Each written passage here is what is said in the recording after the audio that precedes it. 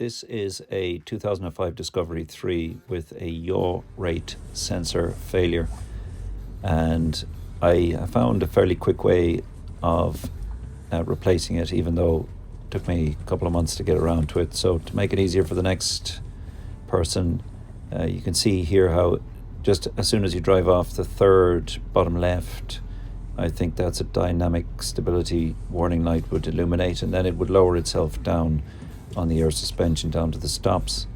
Now, I was able to continue driving it for a couple of months, perhaps unwisely, using a suspension height adjusting module that I fitted from Land Rover Passion. That was originally to keep it level when camping, and I was able to raise it back up, but then it drives like a Land Cruiser, basically pretty rough, and of course it's probably affecting braking and so on. So eventually dug into YouTube and found videos, not many, but the way I ended up changing the sensor in the end was simpler than anything I could find on YouTube. So that's why I've put this video together.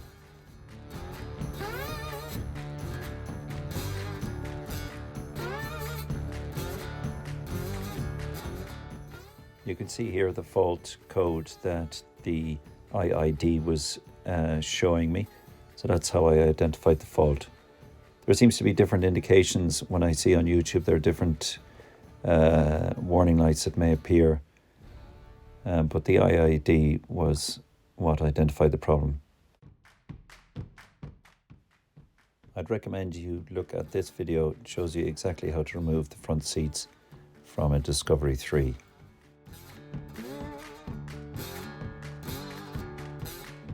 These are the only tools that I used. So that's just prying off all the bits around the bottom of the seat, and this torque bit as a T50 with an extension piece to get into that one down the front of the seat.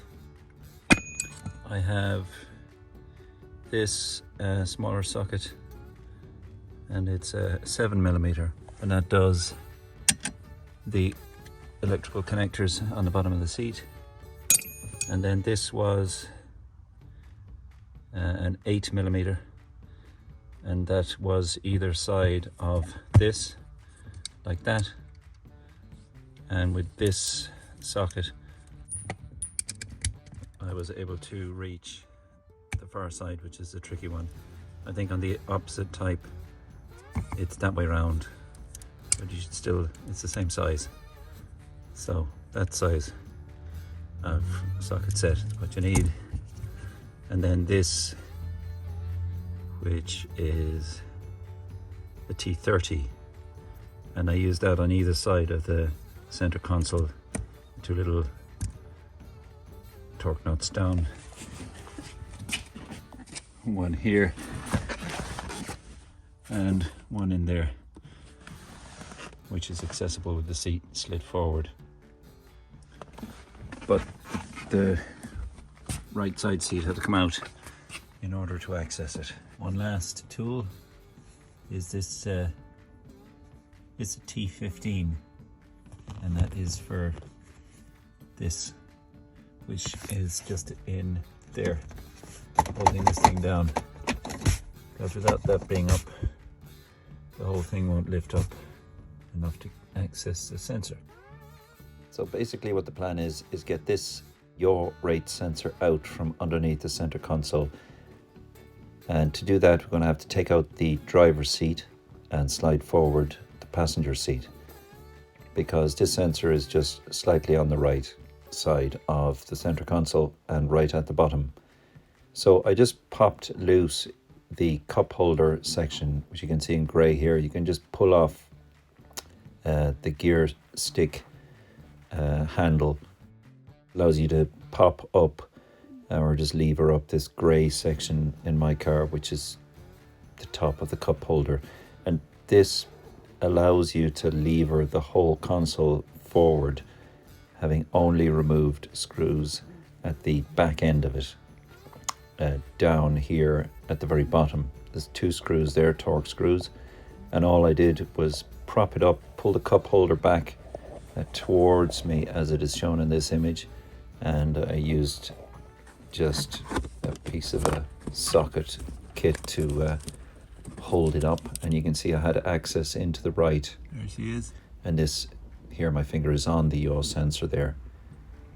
So it's just 2 torque screws and one more little torque screw just forward of the emergency brake or park brake lever, just to release that cup holder. And here you can see you can pull up the wiring loom, and this allows you access to both bolts that hold down that yaw rate sensor. It's a bit fiddly. Had to cut the carpet in the middle in order to pull it back and get in through this side axis here, but you can reach it,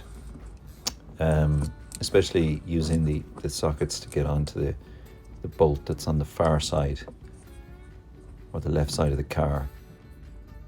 There are 2 types of yaw rate sensors, so make sure you have the right one. And one has the wiring connector on the side closest to the back of the car, and the other has it on the side closest to the forward of the car. So I ended up with the wrong sensor coming from eBay, and so I had to do this twice. I'm not sure how you'd find the model number for your car, but clearly for the Discovery 3 there are 2 types during the life of that model of car. As a matter of interest, Land Rover no longer sell or stock this part. So you just disconnect it by squeezing there, well, on either side of the plug as it goes in. Just squeeze it there, both sides, left and right. Out it comes, and then you get better access to all this. Push it all back down. There's a clip at the front there, which is kind of hard to get, and then it pops back down. That gives a bit of a shove down, and that's ready to go. Not forgetting the little screw, the little torque screw that fits in just forward of the parking brake lever. Kind of hard to describe how good it felt to get it done at last and feel it drive right and see the Tres Amigos gone from my dashboard. Made a mountain of a molehill. I put it off for too long. It only really took 2 hours. If you don't have the IID gap tool, you might need to be more careful disconnecting the battery than I was. I just reset all the faults at the end of it.